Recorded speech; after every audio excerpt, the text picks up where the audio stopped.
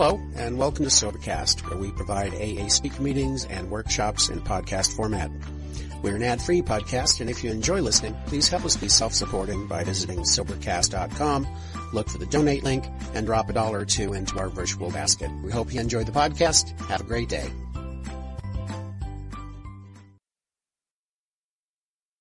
I get to that third column, I didn't have an understanding of what part of self was affected, so I just skipped over that. You see. But in the 12 and 12, he gives us some real good information about self and what makes self tick. And I always sponsor the people that I sponsor. I ask them to go to 12 and 12, read that information, get a working knowledge of those basic instincts of life, so that we can better do the 4th step when we get to it. I like to talk about these basic instincts that Joe's referring to really in step 3, because they can show us why we really need to take step 3. And I think we've got to face the fact that when Bill wrote the big book, 1937, 38, and 39, Bill was not a great spiritual giant. Bill was not a great student of human nature. Bill was a night school lawyer and a New York City stock speculator. Yet he was able to write one of the most spiritual books the world's ever seen when he wrote the big book. You know, surely God used Bill's hand to do so. But some years later, Bill began to realize that there was some information that he had become privy to in a period of years, that if he could get it out to the fellowship, it would make it easier to work the steps according to the big book Alcoholics Anonymous. So he wrote that series of essays in the 12 and 12 on the steps. Now, we do not believe that you can work the program out of the 12 and 12. You just can't do that. There's no directions on how to work it in the 12 and 12. And that's one reason people love it so much. They can get in there and philosophize and dance around and never do anything. But there's some information that Bill had learned through working with many, many alcoholics, through working with some of the greatest spiritual minds and psychiatric minds in the world, that he gave to us, which really helps us work these steps.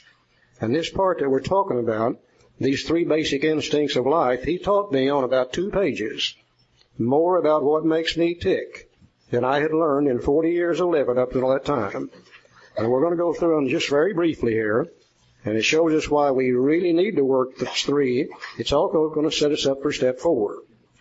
He said these 3 basic instincts of life are God-given, and that all human beings are born with these things. He said they're absolutely necessary for survival of the human race. And without these 3 basic instincts of life, there would be no survival of our race. He broke it down into the social instinct, the security instinct, and the sexual instinct. And he said under the social instinct, he said all human beings are born with the desire to be liked, accepted, and respected by other people. He said all human beings are born with the desire to come together in groups with other people. And he said if we didn't have those desires, if we didn't join together in groups with other people, that the world would eventually go into a dog-eat-dog situation. Complete anarchy would reign, and under those conditions the human race would simply fail to survive. So these desires that you and I have, to be liked and accepted and respected by other people, these desires that we have to come together in groups with other human beings, they're God-given, they are a natural thing, and they are necessary for our survival. He used several terms under that. He talked first about companionship. Companionship is nothing more than wanting to belong or to be accepted. So many of us were born, raised on the outside of the crowd looking in, wanting to be a part of and knew we could not be. He talked about prestige. Prestige is wanting to be recognized or be accepted as the leader of the group. And the world needs leaders. Somebody's got to make decisions. You know, I guess back in the old caveman days, somebody had to say, Mary Jo, get behind that tree with your club. Billy Jack, you get behind that bush with your spear, and Joe and I'll run this sucker through here. And well, somebody has to do that. And most human beings will take one of 2 directions. Either let me be a part of, or let me be the leader of. And in either case, it's going to be based upon what other people think of us. If they like us, accept us, and respect us, we can become a part of those things, whatever it is we're wanting to do. He talked about self-esteem. Self-esteem is what we think of ourselves, and it's usually high or low. If we think that other people like us and accept us and respect us, we feel pretty good about ourselves. But if we think other people don't like us and accept us and respect us and reject us, if they do so, or if we even think they do so, we feel pretty lousy toward ourselves. Self-esteem. He talked about pride. I'm glad I got in the habit of going to the dictionary and looking words up. I always thought pride is something you were supposed to have. And as a young boy growing up, all I ever wanted to be was a man who walked tall with pride and a little bit sideways like John Wayne did, you know. But when I went to the dictionary and looked that word up, I found out I don't particularly want that pride. It's an excessive and unjustified opinion of oneself. We either think too well of ourselves, we think too little of ourselves, and in most cases it's absolutely not true anyhow. He talked about personal relationships. That's nothing more than our relations with other human beings and the world around us. He talked about ambitions. Ambitions are the plans for the future, to be liked, to be accepted, to be respected, to be a part of, things that we plan for the future. Now, if you want to be liked and accepted and respected by the world and the people in it, the first thing you got to figure out is what is it they want from me. And as kids growing up, we're usually taught those things by society, by what they teach us and by what we see happening. And one part of the world maybe is to have a good education. Another part of the world is to be a large landowner. Another part of the world is to have a large family. It could be any number of things. It'll vary in different parts of the world. And as we grow up, then we begin to try to determine what we need to be. And we set goals for ourselves. And if you're going to reach the goal, if you're going to get the good education, if you're going to be the large landowner, whatever it might be, you're going to have to work toward it. You can't just sit on your duff and be a bum and be liked and accepted and respected by other people. And I don't think you and I would do the work necessary to reach those goals that we set for ourselves if we didn't get a reward for doing so. The great reward we get comes at the moment of successful completion of the goal. Bill said it in his story when he said, I had arrived. My God, how many of us have set that goal? Literally worked our tails off for years. We get there, they pat us on the back and they say, oh, Joe, you're a fine fellow, you're a smart individual, you're really, really a good man. And there's a feeling that comes over us, which is one of those indescribably wonderful feelings. We love that praise. The only thing wrong with it, though, is just a temporary feeling. Hell, you no sooner get the recognition and the praise that comes from the successful completion of the goal, and you look around and you say, well, is this all there is to it? And you set another goal.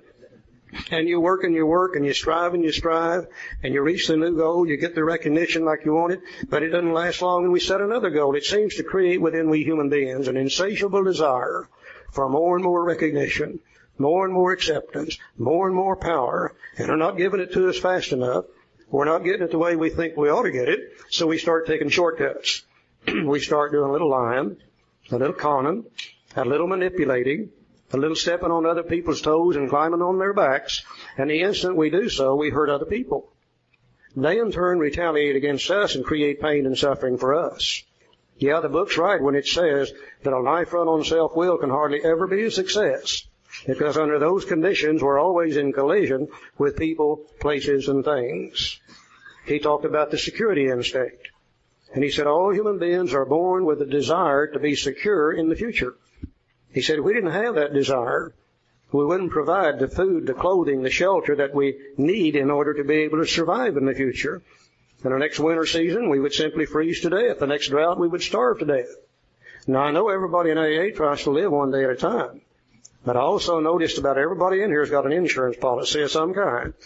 And that's what the insurance policy is for, to protect us in the future. He said all human beings are born with that desire. Now, if you're going to be secure in the future, once again, you've got to decide, well, what is it I need in order to be secure? And this will vary in different parts of the world, too. Maybe one part of the world you just need $4. Another part of the world you need 4,000. Another part of the world you need 4 million. Another part of the world you need 192 coconuts, whatever it is that they use to measure, trade, and barter with. And we set our goal. And we begin to work toward that goal. And if you're going to reach the goal, you're going to have to work at it. You can't sit on your duff and be a bum and be secure tomorrow. At the same time, we're going to have to make some sacrifices. We can't blow everything we got today and be secure tomorrow. And I don't think you and I would do the kind of work necessary to be secure tomorrow if we didn't get a reward for doing so. And once again, the great reward comes at the moment of successful completion of the goal. How many of us have set that goal for the new bicycle, for the new dress, for the new car, for the new home, for the new business, for the new piece of property. And we work and we work and we strive and we strive, and a day that sucker's paid off and nobody can touch it. My God, what a great feeling that is. Hell, when I was a kid growing up, hardly anybody owned their own home. Nearly everybody rented. And once in a great while, somebody would get enough money together to make a down payment on a little 4-room house. And they would pay and pay and pay and pay and pay, and the day that sucker's paid off, they call in all the neighbors, and we celebrate and we have a party, and we end up burning the mortgage. It's such a great deal. But the only thing wrong with it, you no sooner get the thing and have it paid off and it becomes yours, and you look around, you say, well, hell's bells. Is this all there is to it? I'm driving a Chevrolet and he's got a Cadillac. This guy over here, he's in a Brooks Brothers suit and I bought mine at Kmart. So on. And we set another goal. And we work and we work and we strive and we strive and we reach the new goal and it feels good. It doesn't last long. We set another goal. And it creates an insatiable desire within we human beings for more and more and more and more of these things. We're not getting them fast enough. They're not giving them to us the way we think they ought to. So what do? We take shortcuts. We lie. We cheat. We con. We manipulate. And the instant we do that, we hurt other people. They in turn retaliate against us and create pain and suffering for us. Plain little life run on self-will can hardly ever be a success. The third basic instinct he talked about is a sex instinct. You gotta get a drink of water on it. I gotta have a drink of water before I start on sex. He said all human beings are born with a desire to have sex. He said it may get turned off by bad teachings or bad happenings. But he said all human beings are born with a desire to have sex, because if we don't have sex, we cannot reproduce ourselves. And if we don't reproduce ourselves, then sooner or later the human race is going to fail to survive. Now, just like the other two, the fulfillment of the social instinct, the fulfillment of the security instinct, and the fulfillment of the sex instinct, you're going to have to work at it. Hell, you can do more work in 3 minutes of sex, if you can last that long, than you do all day digging a ditch. Don't you older guys remember how it used to be when we got through with it?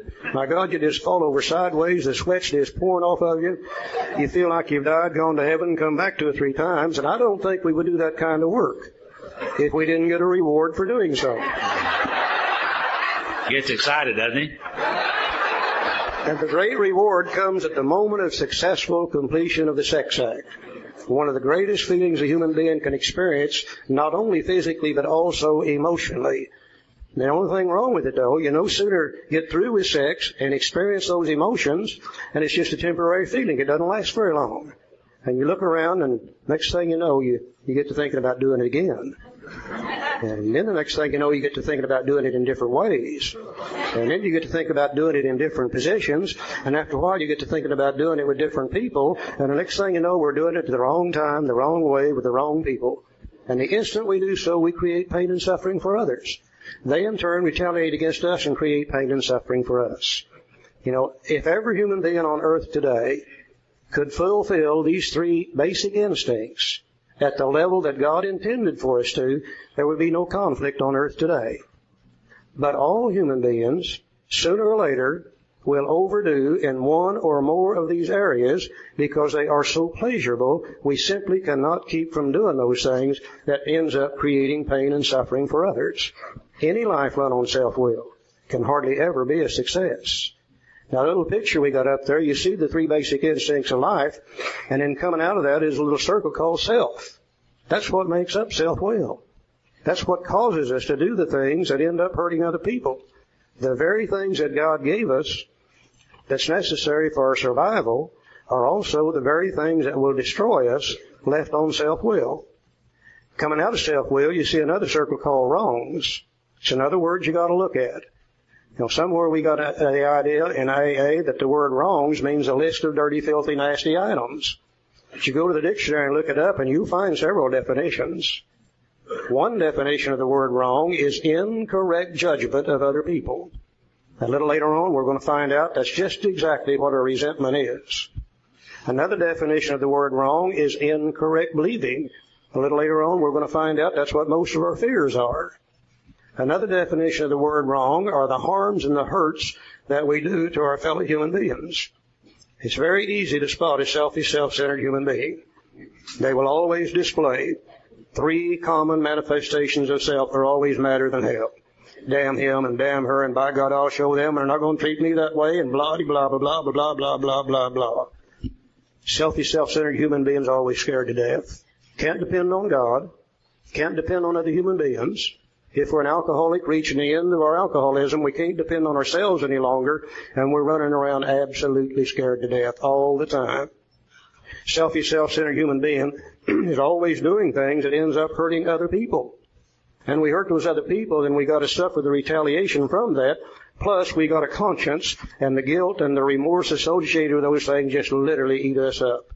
There's no way that a selfish, self-centered human being can be happy, because our mind is always filled with resentments and fear and guilt and remorse. And under those conditions, eventually, we want to feel better. We start thinking about taking a drink, and the next thing you know, we go right back to drinking again. This is the greatest information I've ever seen in my life that explains to me what causes me to do the things that I do, and explains to me why, left on self-will, I don't stand a chance for peace of mind and happiness necessary for good, continual sobriety. I've got to make this decision to let God direct my thinking, and if God directs it, then I'll fulfill these basic instincts at the level that God intends for it to be, and then I'm not in conflict with people, places, and things, or even my own conscience. Joe? Let's go to page 62. We're going to take a break here in just a minute. It won't be long. It says, page 62, it says, selfishness and self-centeredness. That we think is the root of our troubles. We're driven by 100 forms of fear, self-delusion, self-seeking, and self-pity. We step on the toes of our fellows and they retaliate. Sometimes they hurt us seemingly without provocation. But we invariably find that at some time in the past, we have made decisions based on self, which later put us in a position to be hurt. Alcoholism, I, self, and me. We made decisions based on the satisfaction of these basic instincts, which later put us in a position to be hurt. So our troubles, we think, are basically of our own making. They arise out of ourselves. And the alcoholic is an extreme example of self-will run riot, though he usually doesn't think so. Above everything, we alcoholics must be rid of this selfishness. We must, or it kills us, and God makes that possible. And there often seems no way of entirely getting rid of self without His aid. Many of us have had moral and philosophical convictions galore, but we could not live up to them even though we would like to. Neither could we reduce our self-centeredness much by wishing or trying on our own power. We had to have God's help. Can't heal a sick mind with a sick mind. See, He told us how it works, and this is why it won't work, and now He's going to tell us how it really works. He said, this is the how and why of it. First of all, we had to quit playing God. It didn't work. You know, if this is a God-directed world, and everything I read leads me to believe that's true, then those of us who have been self-directed, and those of us who've been trying to direct everything and everybody around us, we've been trying to do God's job for Him. We're not God. We've just been playing at being God. And we're going to have to quit doing that if we want any peace of mind and happiness. He said, next, tells us what to do next. Next, we decided that hereafter in this drama of life, God was going to be our director. He's not our suggester, our director. He's got His word back now, and it'll be director and directions the rest of the way through the book. Said He is the principal, we're His agents. He's the Father, we're His children. Most good ideas are simple. And this concept was the keystone of the new and triumphant arch to which we passed to freedom. You know, I almost missed that simple little idea. The way I used to pray was like this. God give me this, and God get me a new car, and God get my wife back. God help me make more money. God do this, God do that. I use God like you would an errand boy. Send him out and take care of stuff, you know. And sometimes I would say, if I forgot to ask you for something, well, give that to me also. Well, you can see how that don't work. And after I've been sober for a while, I got to reading that other big book, and there's a story up there in front of it. It said he worked for 6 days, and then he rested. Now, to my knowledge, he'd never go back to work anymore. It looks to me like there's going to be any work being done around here. It's going to be me. Because he is the principal. We're the agent. He's the father. We're the children. He's the boss. I work for him. Most good ideas are simple. And I almost missed that simple little idea. And this concept of letting God be the director is the keystone of the new and triumphant arch through which we're going to pass to freedom. We're building a wonderfully effective spiritual structure. Step 1, willingness, was the foundation. Step 2, believing, was the cornerstone. And now he tells us it's going to be an arch. We're going to pass through it to freedom. And the keystone of that arch, in the old arches they used to build, there was a certain stone right up in the top called the keystone. If it was cut right, the other stones leaned against it, and the keystone supported the arch. If it was faulty, it would fall out. The keystone of the arch through which we're going to pass to freedom is a simple little idea. Those of us who have been self-directed all of our lives, we're making a decision to let God be the director. It's just that simple. Let God be the director. Later on, we're going to see some more stones go in place as we build this structure. Step by step by step, we build it. Step by step by step, we get positive results from it. There's nothing negative about any of these steps. On page 63, it tells us some good positive things that's going to take place here if we make this decision. So when we sincerely took such a position, the one on page 62, all sorts of remarkable things followed. We had a new employer. Being all-powerful, he provided what we needed if we kept close to him and performed his work well. See, I got to do his work well. Established on such a footing, we became less and less interested in ourselves, our little plans and designs. More and more, we became interested in seeing what we could contribute to life. See, I've always been a taker. Takers are losers, you know. Not only in AA, but in life. Takers are losers. And I was a loser. Today, I'm trying to see what I can contribute to life. He said, as we felt new power flow in, as we enjoyed peace of mind, as we discovered we could face life successfully, as we became conscious of his presence, we began to lose our fear of today, tomorrow, or the hereafter. We were reborn. And God, I used to hate that idea about being reborn. There was a little church down the road from where I lived at that time, and these guys would come up there on Monday night and knock on my door, want to talk to me about being reborn. You know what I did for them, didn't you? I run them off. I said, hey guys, this is Monday Night Football. You're interfering in my drinking and my football game. Get out of here. I don't want to talk to you. That's what I didn't understand. As I read in that other book when I got sober after a while, there was a story in there.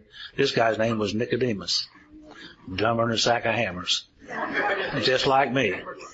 Because whenever he heard about that guy talk about being reborn, he went to him and said to him, you mean, when you talk about being reborn, you mean I've got to go back into my mother's womb and be reborn? I could see him looking at him and say, man, didn't you go to school? Didn't you go to the university? Aren't you educated? Don't you know you can't do that? When I'm talking to you about being reborn, I'm talking about the renewing of your mind. Old ideas cast aside, new ones accepted. I could do that. And I couldn't wait now. I'm ready. The book said we were now at step 3. We're really, and action is the magic word, and alcohol is synonymous, and in life. And so I couldn't wait to get down there now that I understood this a little better. I couldn't wait to get down to that church on Sunday morning to do this third step that they talked about. Because I knew what they were doing down there on Sunday morning, just about 11 o'clock. So I waited till Sunday. Don't know why I waited till Sunday, but I did. And I got there about 2 or 3 minutes before 11. Well, I didn't want to get there too early. I might hear something that would help me. So sure enough, I got there 2 or 3 minutes before 11, and sure enough, that old preacher down there said, for those of you who want to do the third step prayer, basically, come on down here and let's do it. And this is what I did. Many of us said to our Maker, we understood him. God, I offer myself to you to build with me and do with me as you will. Relieve me of the bondages of self that I may better do your will. Take away my difficulties that victory over them may bear witness to those that I would help of your power, your love, your way of life. May I do your will always. So we thought well before taking this step, making sure that we were ready, that we could at last abandon ourselves utterly to him. Now, I don't know what happened that Sunday morning. I just don't know. Not capable of knowing. But I do know this. From that Sunday morning until this morning, my life hasn't been the same. It was as if I've been walking on the dark side of the street, and all of a sudden, after the third step, I'm on the sunny side of the street. Just like that. And my life hadn't been the same. People began to come back into my life. My wife began to come back. My daughter began to come back. I began to get sobriety and stay sober. My life began to change. And all those things that I ever dreamed about, morning has happened in my life as of today. Everything. Everything. Thank God for the third step prayer. We thought well before taking this step, making sure we could at last abandon ourselves utterly to him. I think the word utterly means completely, wholeheartedly, the whole ball of wax. I hope you don't make the mistake I did. The first time I took this step 3, I got down on my knees, which I very seldom did in those days, and I said, God, I offer myself to thee to build with me and do with me as thou wilt, so on, and so forth. And as I finished it up, I said, now this applies to my alcohol. Don't fool with my sex life. Stay out of my money, I can handle that too. God probably said, what an order, I can't go through with it. I said, you take the alcohol and I'll take care of the rest of it. Well, today I realize the fallacy in that is that God probably doesn't even drink. He doesn't want the alcohol, He wants me. And He wants all of me. Just think, if He directed my thinking in all areas, maybe my thinking would become better. Not only regarding alcohol, but sex, money, and everything else. If my thinking becomes better in all areas, then surely my actions are going to become better, and surely my life's going to become better in all areas too. We're going to ask you to do a favor for us, and just for me mainly. You don't have to do it if you don't want to, but I'd like for you to reach out and take the hand of those who are sitting next to you and just kind of hold hands a minute. And I'm going to read this prayer sentence by sentence, and as I read it, we'll ask you to repeat it after me. It said, God, I offer myself to Thee. God, I offer myself to Thee. To build with me and do with me as Thou wilt. To build with me and do with me as I will. Relieve me of the bondage of self. Relieve me of the bondage of self. That I may better do Thy will. That I may better do Your will. Take away my difficulties. Take away my difficulties. That victory over them may bear witness. That victory over them may bear witness. To those I would help of Thy power. To those that I would help of Thy power. Thy love. Thy love. And Thy way of life. And Thy way of life.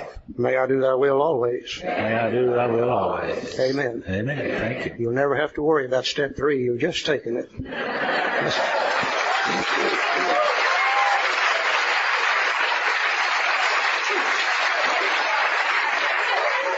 Let's take about a 15-minute break, and we're going to the bottom of page 63. It tells us there, we found it very desirable to take this spiritual step with an understanding person, such as our wife, best friend, or spiritual advisor. And of course, we always recommend on step 3, we take it in the company of other human beings. People that I sponsor, I insist they take it with me for 2 reasons. Number 1, if they take it with me, then I know they have taken it.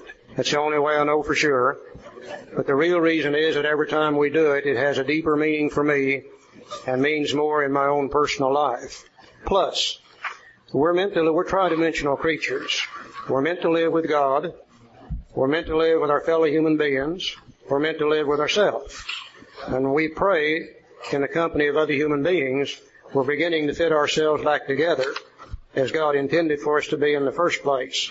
And this is our first real opportunity to do that by taking step 3 with other human beings. Way back in the beginning, when they were in Dr. Bob's house, when the newcomer got ready to make their surrender, which is our step 3, 4 or 5 of the older members would take the newcomer upstairs in one of the bedrooms. They would all kneel, and the newcomer would make their surrender. And after it was over, the older members would vote on how well he surrendered. If he didn't surrender good enough, they'd make him do it again, too. So it worked out real good. Okay, we're through with step 3 now. We've made our decision. Now let's see what we're going to do from here on. Let's go to the bottom of page 63 and start out right there. It says next. That's right after 3. Next, we launched out on a course of vigorous action.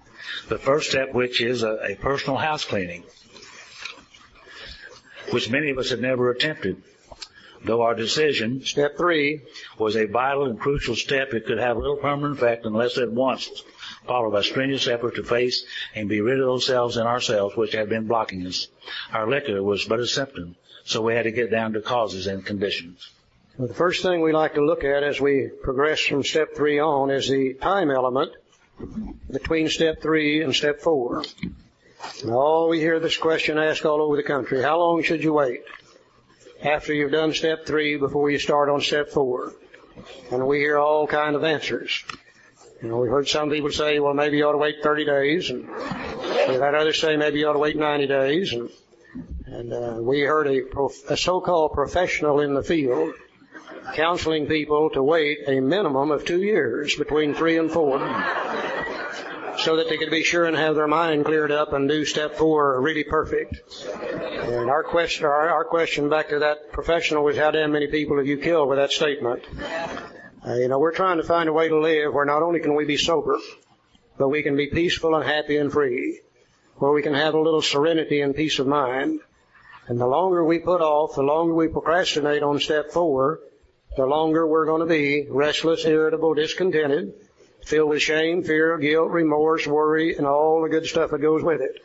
And under those conditions, sooner or later, the mind wants to feel better. And it begins to think about that sense of ease and comfort that comes at once by a couple of drinks. Next thing you know, we think we can drink, and we go right back to drinking again.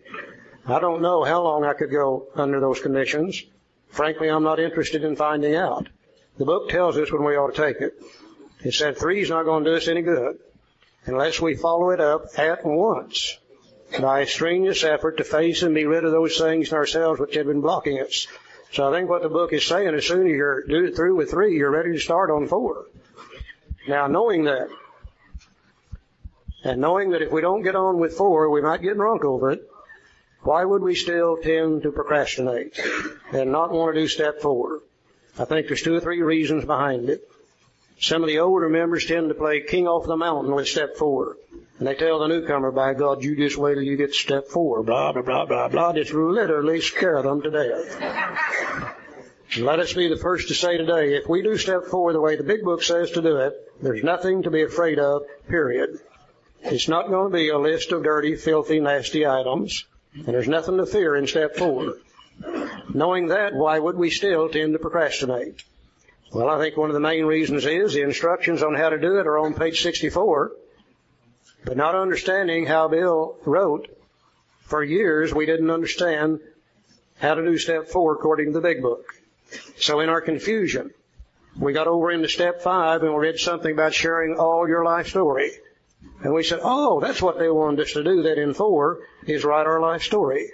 And that's what I did at the beginning. Probably wasn't very important to other people. It must have been to me, because there was 92 pages in it when I got on. I took it to another poor, suffering alcoholic and asked him to read it.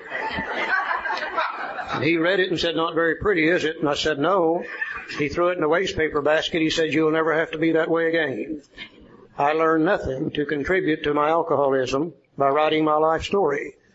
And as I look back now, I realize 95% of my life story doesn't have anything to do with my alcoholism. The fact that I was born in 1929, I don't think that's got anything to do with my alcoholism. It may have had something to do with somebody else's, but not mine. The fact that I went in the service immediately after high school, served a hitch in the Army, I don't think it's got anything to do with my alcoholism. The fact that I was married at age 21, I don't think it's got a thing to do with it. But I tell you what it did do.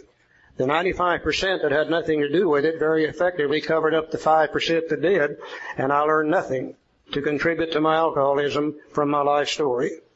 So in our confusion, somebody in Minneapolis, Minnesota wrote a 4-step inventory guide. We got the Minneapolis guide, we combined it with a big book, and we got more confused yet. Somebody in Dallas, Texas wrote one. We took the Dallas guide, combined it with the Minneapolis guide, combined it with a big book, and got more confused yet.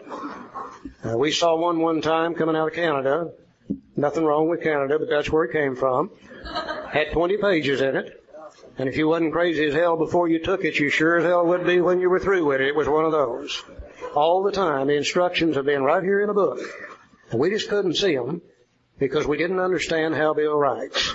Now, there's 2 things that you've got to understand about this if you're going to do it the way the book says. Number 1, we've got to remember that Bill loves to talk about something we already know about and then use that to teach us something new.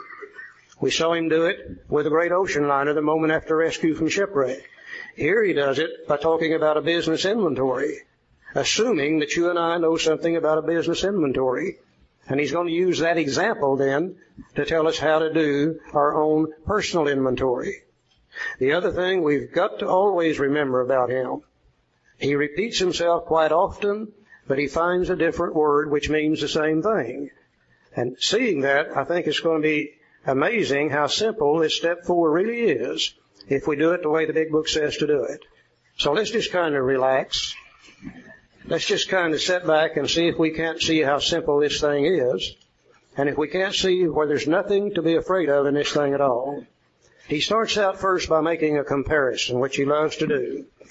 He said, therefore we started upon a personal inventory. This was step 4. And immediately he goes to business. He says a business which takes no regular inventory usually goes broke. Now I think you and I could probably recognize the fact if we had a business selling ladies' purses, men's watches, bicycles, whatever, it doesn't make any difference. If we didn't go in there and inventory once in a while, and by the way, inventory is defined as a written list of items. If we didn't go in there and inventory in our business, we wouldn't know what's been stolen out of the store we didn't get paid for. We wouldn't know what's been sold and we need to reorder new stock to replace it. We wouldn't know what's become damaged and unsaleable and nobody wants to buy it. It's sitting there taking up valuable floor space, valuable cabinet space, display case. We're probably paying interest on borrowed money on it. It sits there day after day after day after day and nobody wants to buy it. We wouldn't know what's become out of style and people aren't interested in buying those kind of items. And if we didn't inventory in the business, we probably eventually would end up going broke. I think everybody could see that. Okay, in our personal lives, we have a business too. And our business is the most important business in the world to us. It's the business of finding a way to live, where not only can we be sober, but we can have a little peace of mind, serenity, and happiness. And if we don't inventory in our personal business of staying sober, then we're probably going to go broke too. And going broke for us is simply going back to drinking. So whether we deal with a business inventory or a personal inventory, if we don't do it, we're probably going to go broke. Now then, he says, and we're going to put a little picture up here on the screen again, and you got one that'll match it. And we're going to take a few key words out of the big book, and we're going to put them up here on this screen as we look at them.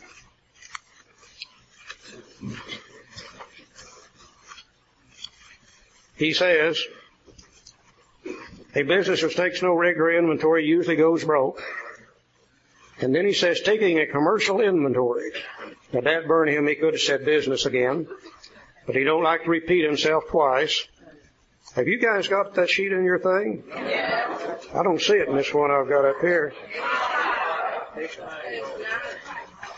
Where is it? Yeah, there it is. We call it inventory comparison. Okay, we're going to take a few key words now from this business inventory and list them up here on the board. Taking a commercial inventory is a fact-finding, and we're putting fact-finding on the board, and a fact-facing process, and we're putting fact-facing on the board. It is an effort to discover the truth, and we're putting truth on the board, about the stock in trade, and we're putting stock in trade on the board. Now, the stock in trade is what's in there for sale. The ladies' purses, the men's watches, the bicycles, or whatever. One object is to disclose damaged or unsaleable goods. And we're putting damaged or unsaleable goods on the board. To get rid of them promptly and without regret. And we're putting get rid of them promptly and without regret on the board. In other words, in the business inventory, we're going to try to find the facts. When we find them, we're going to try to face the facts. We're trying to discover the truth about the stock in trade. We're trying to disclose the damaged and unsaleable goods. Now, the good items don't cause us to go broke. The damaged and unsaleable items cause us to go broke. When we find them, we're going to try to get rid of them promptly and without regret. And he said if the owner of the business is to be successful, he cannot fool himself about values. In other words, he's going to have to be just as honest as he possibly can. And once in a while, he'll try to fool himself. He or she, whichever the case might be. They might say, well, the reason these ladies don't want to buy these purses is they just don't understand what they really need. They made a decision to buy them. They hate to admit they're wrong, and they may keep them in there much longer than they should. And if they do, it's going to cost them money day after day after day. So they got to be truthful with this inventory.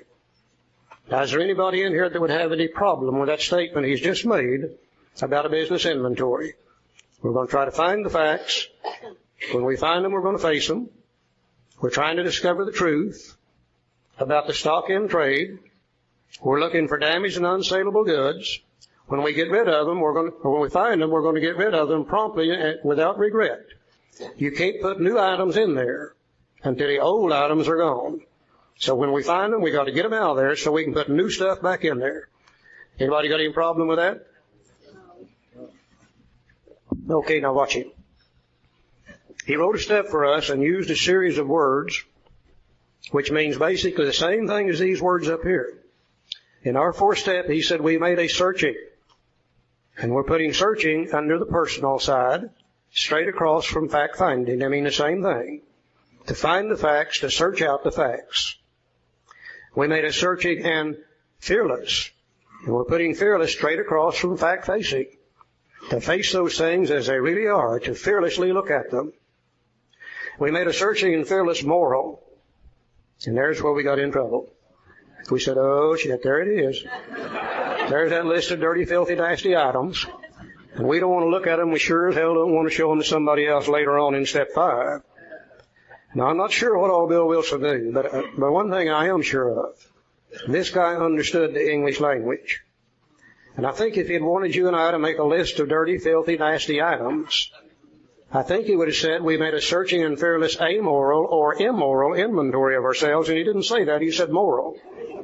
Bugged us and bugged us and bugged us. Finally back to the dictionary. You know what moral stands for? Truth. Things as they really are. The right and wrong of any given situation. So moral and truth mean identically the same thing. We made a searching and fearless moral inventory of what? Of ourselves. We're the only stock in trade that we have in this business of staying sober. Now, nobody else can make us drink, and nobody else can make us sober. We decide whether we're going to drink or not. So as I make this searching and fearless moral inventory of myself, I'm going to look right up here in my little head, and I'm going to try to find those things that block me off from carrying out the decision I made in step 3. And as we talked about in step 3, there are 3 common manifestations of self that blocks God out, and they're always present in every selfish, self-centered human being. One is resentments, one is fears, and one is the guilt associated with the people we've hurt in the past. So what I'm going to do is I make this searching and fearless moral inventory of myself. The part of me that causes me to drink or not drink will be my thinking process, and I'm going to find those flawed thinking processes that block me off from God, and when I find them, I'm going to try to get rid of them promptly and without regret. And all selfish, self-centered people will display these same 3 common manifestations of self. Resentment, fear, guilt, and remorse. Now, I like to look at my mind up here. It's just a little bitty store, not very much. A little quick trip. It's not as big as a 7-Eleven, a get and go or come and get it or whatever you want to call it. Just a little bitty store. Now, up here in my store, I have some display cases over here, and they're filled with resentments. Damn him. Damn her. By God, I'll show them. They're not going to treat me that way. The next time they do that, I'll do this. I'll put it going on and on and on and on and on. God can't get in my mind. He is very effectively blocked out by those resentments. If I want God to direct that part of my thinking, I must do something about the removal of those resentments, and then and only then can God's thinking come into my mind. You know, God told the human race, He said, I love you enough that I'll let you live out there on self-will until you die. He said, I'll never take it back from you. You're going to have to give it back to me, and I can't give it back to Him as long as my mind is filled with resentments. The people, the places, the things I resent, they are controlling my thinking. They are directing my thinking. And if they do, God can't. It's just that simple. Over here on this side of my store, I've got a little file cabinet, and it's filled with fear. Oh, my God. What's she going to do when she finds out about this one? Oh, my God, what's the banker going to do when that check gets in there? He's already told me he's going to file on me the next time. Oh, my God, what's the boss going to find out when he finds out? What's he going to... Oh, my God, and on and on and on and on. You know, that file cabinet's already full. God can't get in there. He's very effectively blocked out by my fears. Back here in the back of my store, I've got a little storage room.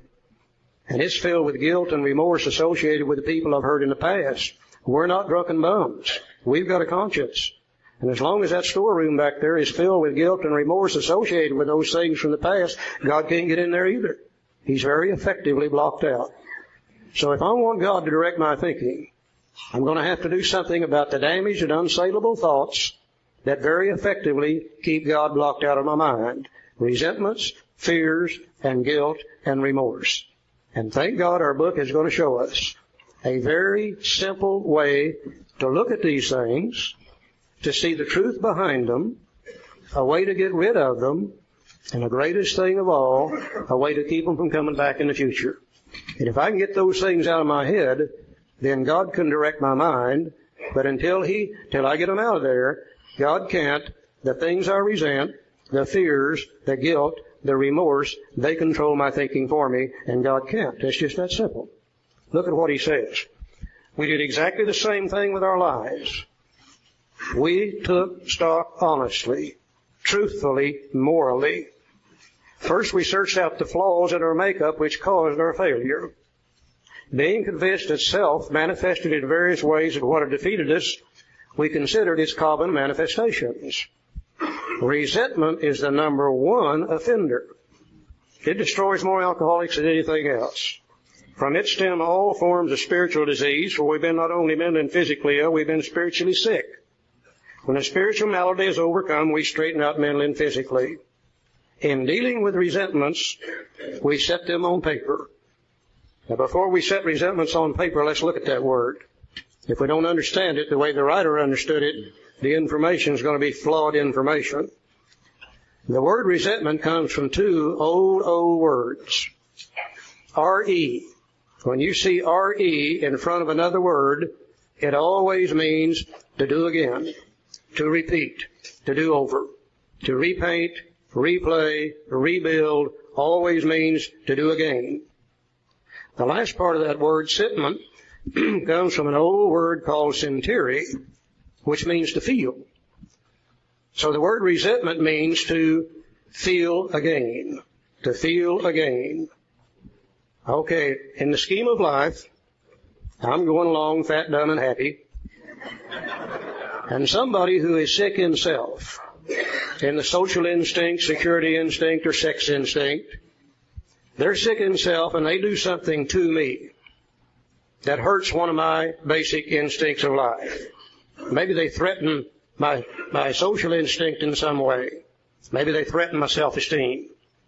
Maybe they threaten a personal relationship. Maybe they threaten my security. Perhaps they rip me off. Maybe they threaten my sex life. And when they do that to me, that's not a resentment on their part. That's a wrong for doing so. It doesn't become a resentment until I go off in the other room, or I go home that evening and sit down in my easy chair, and I replay that thing in my mind. And as I replay that thing in my mind, I feel the pain the second time. I re-feel that thing. And after a while I sit there and I play it over again.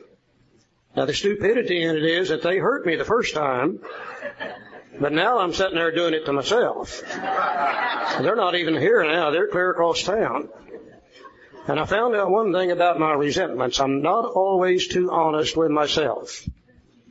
As I replay that resentment and feel the pain the second time, I tend to distort the picture just a little bit. I tend to make what they did a little bit worse, and what I did a little bit less, and the pain just a little bit deeper. And let me sit there and play it over and over and over and over. It no longer resembles the truth at all, because I distort it each time as I play it. You know, I compare these resentments to a good football game. Back in our part of the country, we love football, and you guys love it out here too. And sometimes in a football game, you'll see one of those guys get hurt real bad. You know, maybe they tackle him and just turn him upside down and falls on his head, and his legs go one way and his arms another way, and you can tell that he's really hurt when you see him hit the ground. Now, one of two things is going to happen. The football game is just like the game of life. It's going to go on. You can't stop it. When this guy's hurt, one or two things are going to happen. They're going to run out there and check him out. And if he's not hurt too bad, they'll pump a little air into him, get him up, and the game starts again. But if he's hurt bad, they'll drag him off to the side, put somebody in his place, and the football game starts again. Now the announcer up in the booth, he's got a resentment machine. Because after a while he says, let's look at that again. And this time it's in slow motion, living color. You can see the expression of pain on his face, and it looks twice as bad this time as it did the first time. And after a while the announcer says, let's look at that again. Now the game's been going on for 15 minutes, and the announcer's sitting over here bouncing this guy up and down, up and down, up and down off the ground. We alcoholics have up here in our head a resentment replay machine. We get, I guess everybody's got one, but surely we alcoholics have. We get up early in the morning, we clean the lens on it because we don't want to miss anything all day long. We tune it up in living color. We leave the house and we shine it on everything and everybody all day long. And we record all those things they do to us that are bad. Then we go home and sit down on our easy chair in the evening, replay it in our head, make ourselves sick, and blame it on other people. Once in a while we have a bad day. Once in a while we've got those lenses clean, we've got that sucker tuned up, we're shining her on the world all day, and they won't do anything to us bad. That's a bad day. We got nothing to record. That's a bad, bad day for an alcoholic. You know what we record those days? By God, we record what they're thinking. That's what we do.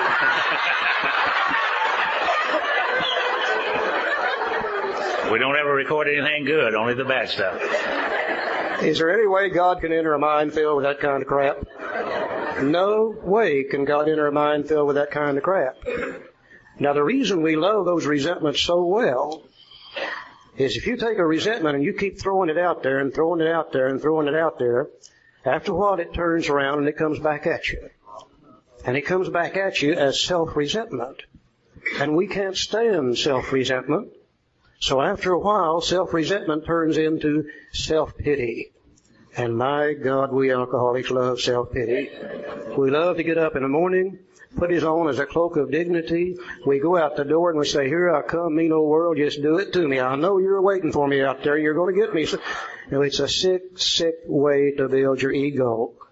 After all, if you're important enough and all the rest of the world's picking on you, you must really be somebody. So if we want God to direct our thinking, we're going to have to do something about getting rid of those resentments. Because as long as we've got them in our mind, then whoever, whatever we're resenting is controlling the way we think. And if they control the way we think, they control our decisions, they control our actions, and we very effectively give them control of our lives. I didn't know that until I took this inventory. I thought you were supposed to have resentments. I knew that everybody had them, but I didn't know I was letting other people control me through my resentments toward them. Thank God I've learned that. Now our book is getting ready to show us just exactly how to look at those resentments, how to see the truth behind them, how to get rid of them, and how to keep them from coming back in the future. Then God can control that particular part of our mind. Joe? If you look at page 65, you notice that page 65, the inventory process is already filled out. Weren't quite sure how he filled that out. But I do know that we're taught to read from left to right and to do things from left to right. And so I set about to do this inventory from left to right. I didn't read the instructions. Just going to do the inventory. And then I looked at the first one and said, well, write down, I'm resentful at Mr. Brown. So I write down his name. And then I change my mind and go to the second column, the cause, and I write down the reason why I'm mad at that person. And then I change my mind again and go to the third column of what part of self was affected, and I didn't understand that. And then I thought about that a long time.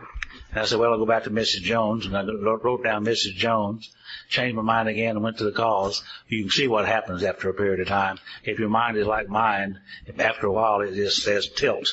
And you say to yourself, oh, heck, they don't want that anyhow. What they want is my whole life story. So we just skip over that page 65 as if it didn't mean anything. Well, Bill didn't put anything in this book that didn't mean something. He intended for us to do that inventory just the way it's laid out. But the instructions are over here on page 64.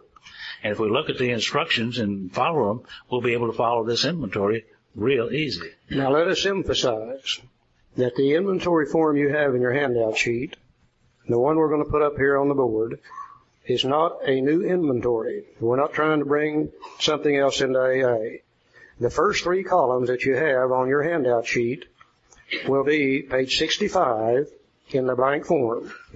One column says, I'm resentful at. The next says the cause. And the next says affects my. So what we're going to look at now, disregard the last 2 columns for the time being. We'll use them a little later on as we get further into the inventory. So what you really got is page 65 in the blank form, and we in turn are going to see the instructions on how to fill them out. So we think the way to fill out these forms is from top to bottom, 1 column at a time, from top to bottom. For instance, it says, in dealing with resentment, we set them on paper. Well, we got our paper here, now we're ready. The next instruction says we listed people, institutions, or principles of whom we are angry, period. We stop right there. And we go to the first column. And simply we write down the people. We all know who we're resentful at. We write down the institutions, places like the federal government or the post office or the library or the school system or the IRS or the institution that we're angry at. Ex-wives and ex-husbands and all those people. Principles with whom we're angry at. Simply write them out, going from top to bottom, 1 column at a time, all the way down, all the things that we're resentful at. You know, while we got one thing and one thing only on our mind, let's go from top to bottom. Let's make our list of resentments. He talks about the people and institutions who we're mad at. That's self-explanatory. Principles are those old guiding, I hate to use the word laws, I can't think of anything any better, that I used to hear all my life that I really did resent. The 10 Commandments are a set of principles. And I certainly didn't want to hear anything about the 10 Commandments when I'm out there drinking. I'm breaking practically all of them. Maybe one I didn't, but I could have when I was drunk. I don't know. Another old principle I hated is what goes up must come down. I didn't care for that. Another one is what you give out and what you get back. Another one are there are no free rides. You'll pay for whatever you receive. My dad used to use one on me that I hated then, don't really like it now. He said, son, when you lay down with dogs, you get fleas on you every time. You know? Old principles that were contrary to our style of living. Now, what could be more simple than to list first the people we're upset with, we're resentful at, then the institutions we're resentful at, then the principles we're resentful toward. I've never known an alcoholic yet that did not know just exactly who and what, by God, we're mad at. We sit around and talk about it for hours and hours in bars. All we got to do is take it out of our mind, put it down in column 1. And when you do that, I think you'll be amazed at what comes out of this. They came to me and they said, make a list of your resentments, and I said, I don't have any. And they said, oh, surely you've got 1 or 2. Maybe you don't understand what a resentment is. And they explained to me it was the refeeling of old pains, old hurts, old angers. And I said, oh, yeah, I've got a couple of those. They said, well, put them down on a sheet of paper. Be sure and leave some space with them, in between them, like page 65 shows. So I took a regular size sheet of paper and I began to list resentments. And the next thing I knew, that 2 or 3 had turned into about 8 of them. I reached over and got another sheet of paper. The next thing I knew, I had 8 on that. And I got another sheet of paper, and before I got through, I had about 152 of them. I said, man, you matter in hell at everything. I did not know that. You can only see one resentment at a time in your head. I don't think any of us will ever realize how many resentments we really do have, how much they control and dominate our thinking, and we'll put it until we put them all down on a sheet of paper and see them in their entirety for the first time. Now, we made a decision in step 3 to let God direct our thinking. If we got that many resentments, then they direct our thinking and God can't. It's just that simple. Filling out column 1, I learned something very valuable about me. How many resentments I really do have. How much they control and dominate my thinking. And it says from it, the resentment. It stems all forms of spiritual disease. When we don't just get mad with one thing. When we get resentful, we're resentful everywhere. That's why we end up with so many resentments on the sheet. So in the first column, we just simply write down, leaving that space is very, very important. Mr. Brown, Miss Jones, the employer, and the wife. All those people, places, institutions with whom we're angry. And now let's look at the second instruction. I'm sure that Bill had more than 4. He probably just didn't want to use any more space in the book. He just listed 4 of them there. He said, we ask ourselves why we were angry. Period. We go to the second column, under the cause. And look at the second column. He only uses 4 or 5 words to describe the cause. No long dissertations, don't have to write no essays. Just 4 or 5 words to describe the cause. Well, why is he mad at Mr. Brown? Well, his attention to my wife. Told my wife of my mistress. Brown may get my job at the office. Boy, I don't even know Mr. Brown. I'm already mad at him myself. He's mad at Mrs. Jones. Well, why? Well, she's a nut. She snubbed me.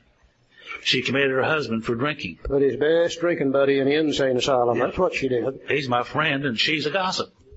Now, he's really upset with his employer. Why? Well, he's unreasonable and unjust and overbearing. Probably said, Bill, where were you all day Monday anyhow? How come you're not on the job? Threatens to fire me for drinking and padding my expense account. That's unreasonable as hell, isn't it? Very narrow-minded individual. Now, he's really upset with his wife. Well, why? Well, she misunderstands and she nags. And she likes old Brown. And she wants the house put in her name. Well, you start trying all that together, it's time to get upset a little bit. But simplicity is the key. Just 4 or 5 words to describe the cause. Put it down beside each name, top to bottom, all the way down. For a particular name, there may be only one cause, or there may be multiple causes, as he's shown here. We just very simply put them down in column 2. Not only do we know who we're mad at, but we know just exactly why we're mad at them, too. All we got to do is take it out of our head, put it down on this sheet of paper. I filled out the second column. I learned something very, very valuable. I begin to see it's really not them I'm mad at. It's what they've done to me that's got me upset. You know, I can take Mr. Brown out of here, put Mr. Green in, and I'm just as mad at Green if he does the same thing. I take Miss Jones out of here and put Mrs. Smith in here. I'll be just as mad at Smith as I am Jones if she did the same thing. I begin to realize it's not them that I'm really upset with. It's what they've done to me that's got me upset. Now, the reason that's important is I'm getting ready now to start out on a lifetime process of developing the best possible relationship that I can with the world and everybody in it so I can have maximum peace of mind. Part of that relationship is later on I'm going to ask a bunch of people to forgive me for what I've done, but by the same token, I'm going to have to also forgive people for what they've done. And part of the forgiving starts right here in column 2, when I begin to realize it's not them that's got me upset, it's what they've done to me that's got me upset. Very valuable information. Now let's see the third column. Earlier today, Charlie went over those basic instincts of life, talked about them quite a bit before we did step 3. We'll see if you can see those words now. He said, in most cases it's found that our self-esteem, our pocketbooks, our ambitions, our personal relationships, including sex, were hurt or threatened, so we were sore, we were burned up. On our grudge list, we set opposite each name our injuries. Was it our self-esteem, our security, our ambitions, our personal or sex relations which had been interfered with? We were usually as definite as this example. I'm not going to get upset with another human being unless they've done something to threaten one of my basic instincts of life. If you threaten my social instinct, self-esteem, personal relationships, etc., that upsets me. If you threaten my security, that upsets me. If you threaten my sex life, that upsets me. I can't get upset unless one of those basic instincts of life has been threatened. So beside of each cause, I write down what part of self is affected here. Let's look at Bill's example. He's mad at Mr. Brown because his attention to my wife. Well, that's a threat to his sex relations. You know, if Brown gets to fooling around his wife and she finds out Brown's better than he is, he may lose out at home. It's also a threat to his self-esteem. What are the people going to think about me if my wife gets to fooling around with Brown and it becomes common knowledge in the neighborhood? He's mad at Brown because he told my wife and my mistress. Now, boy, that's a threat to sex relations. As soon as the wife finds out about it, she cuts him off at home. Then she goes over there and raises hell with the mistress, and he's cut off over there too. No sex relations at all. It's a threat to his self-esteem. Now, here we are living in the neighborhood, going to work every day, supporting our wife and children like a fellow ought to, paying our taxes like a good citizen, taking the Boy Scouts out on Saturday afternoon, teaching Sunday school on Sunday morning, and all of a sudden this story about me, my wife, Brown, and my mistress becomes neighborhood gossip. Now, if you don't think that's a threat to your self-esteem, you ask Jimmy Swaggart, you ask Jimmy Baker, you ask that last guy that was up in the White House, he'd tell you about that too. Real threat to your self-esteem. Bill C.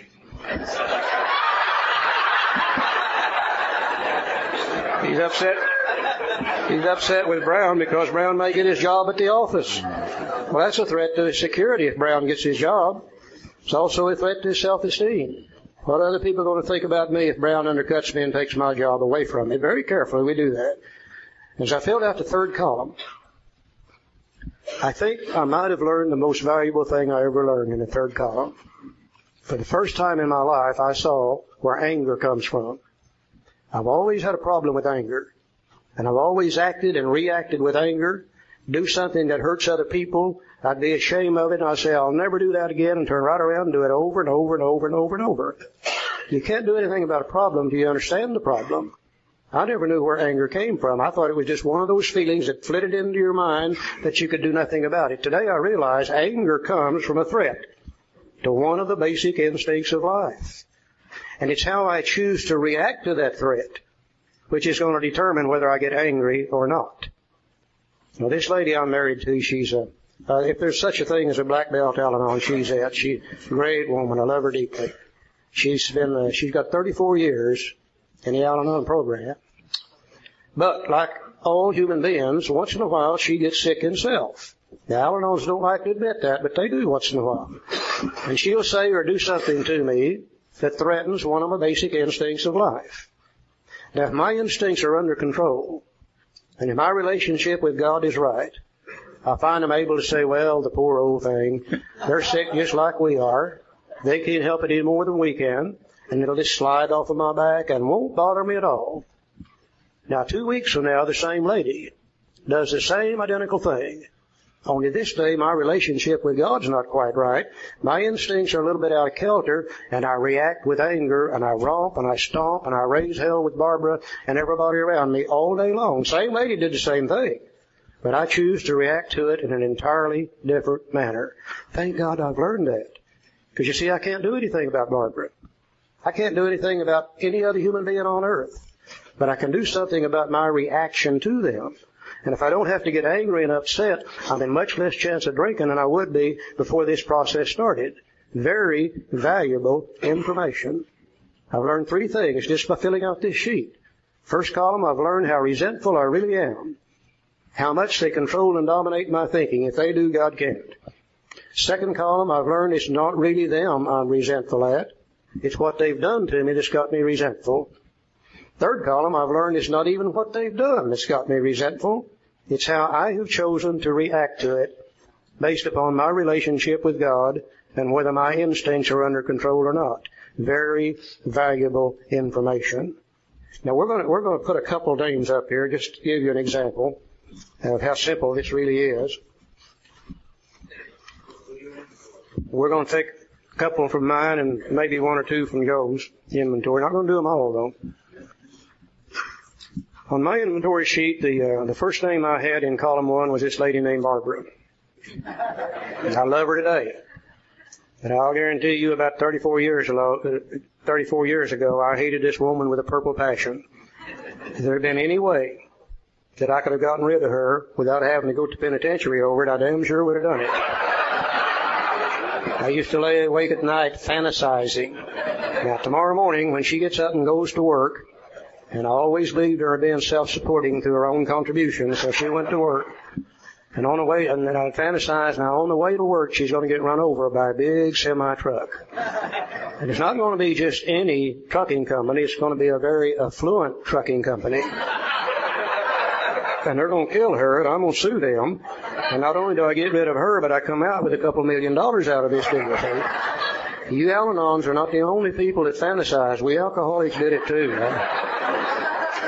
The second name on my list was the Internal Revenue Service. Now, if you want to see a guy come apart, you just mention the Internal Revenue Service. And immediately I started jumping up and down, frothing at the mouth, cussing and raising hell with everything that God, I hated those people. Joe, who was on first one on your list? Old Rose. Was she one of the two that she was married to 7 times?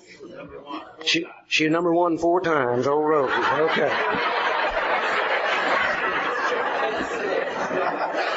That's how simple column 1 is. That's just how simple column 1 is. Column 2. Why am I so upset with Barbara? Well, she had the audacity to file for divorce 3 times the last year before she went to Al-Anon. She's spending more money on lawyers and divorces than I'm spending on drinking and everything else. And I really had it in for her for doing that. Filing for 3 divorces within 1 year. Isn't that something? Why am I so upset with the Internal Revenue Service? Well, hell, they're trying to put me in jail. That's why I'm upset with them. Matter in hell at them. Joe, how come you so upset with Rose? You had an affair with another man. Had an affair with another man. All I done to her.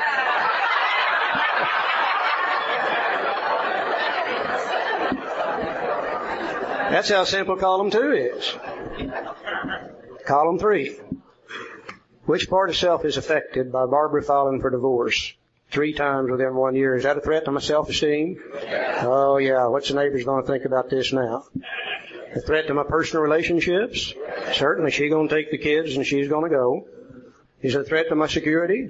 Well, you better bet it is. Whatever little we got left, she's going to get it all when she leaves. Is it a threat to my sex life? Yeah, she's not going to let me have any after we get a divorce. Just wipe me out straight across the board. Internal Revenue Service trying to put me in jail. Is that a threat to my self-esteem? Sure. What are people going to think about me if I end up in the hoosgow with this deal? Threat to my personal relationships? Yeah, they're not going to let my wife and children have anything to do with me, but I'm in jail. Is it a threat to my security? Oh, yeah. By the time they get through finding me and everything, they'll take it all. Is it a threat to my sex life? With the kind I'd like to have, yeah. There may be some in there I don't want. The kind I'd like to have, you betcha it's a threat to it. Old Rose having an affair with another man. Is that a threat to Joe's self-esteem? Oh, what's people going to think of him now? He can't even keep his own wife at home. A threat to his security?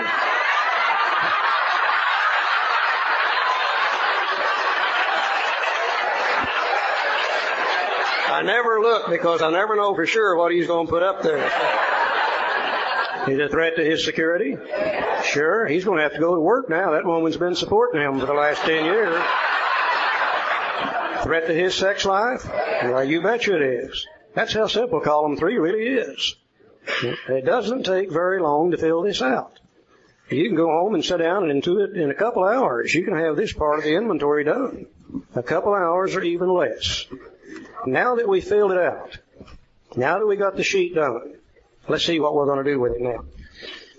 It says that when we went back through our lives, nothing counted but thoroughness and honesty. When we were finished, we considered it carefully. The first thing apparent was that this world and its people were often quite wrong. Well, I knew that all along.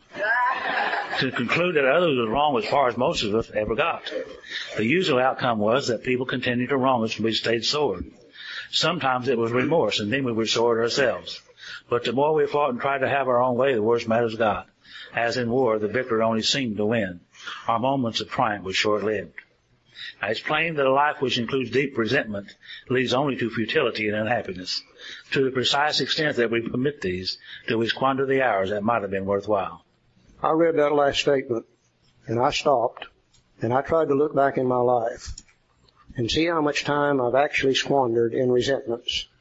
Now, I don't know about you guys, but I know about me. When I got a good resentment churning around up here in my head, I'm pretty well paralyzed from doing anything worthwhile. All I want to do is just sit there and play that over and over and over and over and over again.